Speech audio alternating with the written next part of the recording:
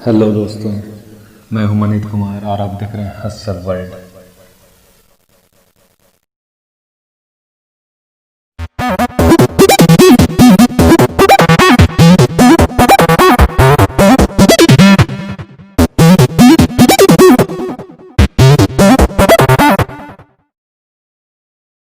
हमारे भारत में बहुत सुंदर सुंदर जगह है जो बेहद ही खूबसूरत है, लेकिन साथ ही साथ हमारे भारत में ऐसी जगह भी है जहां लोग रातों में तो क्या दिन में भी जाना पसंद नहीं करते।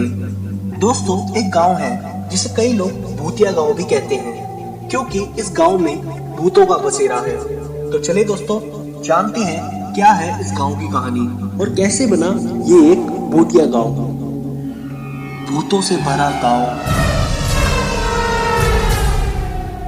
उत्तराखंड के चंपावत जिले में मौजूद स्वाला गांव को यहाँ के लोग भूतिया गांव भी कहते हैं। इस गांव के भूतिया बनने के पीछे एक कहानी है। ये गांव इतना फेमस है कि कई न्यूज चैनल यहाँ पर रिपोर्टिंग कर चुके हैं। स्थानीय लोग बताते हैं कि स्वाला गांव के पास 1952 में पीएससी की एक बटालियन गाड़ी खाई में गिर गई थी। जब वो गाड़ी खाई में गिरी तो उसके अंदर बैठे जवान जिंदा थे और अपने आप को बचाने के लिए मदद मांग रहे थे, पर गांव के लोगों ने मदद के बदले इन जवानों को लूट लिया और वहां से भाग गए। बाद में इन जवानों की उसी जगह मौत हो गई।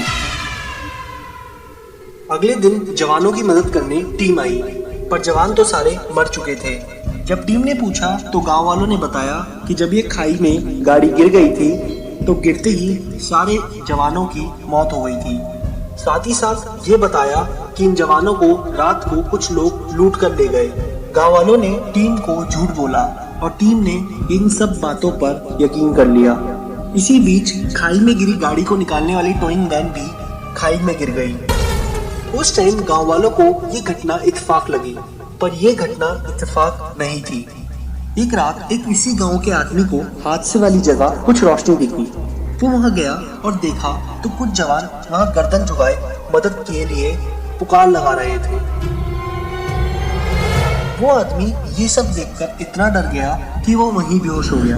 अगले दिन गांव वालों ने उससे पूछा तो उसने सब सच बताया।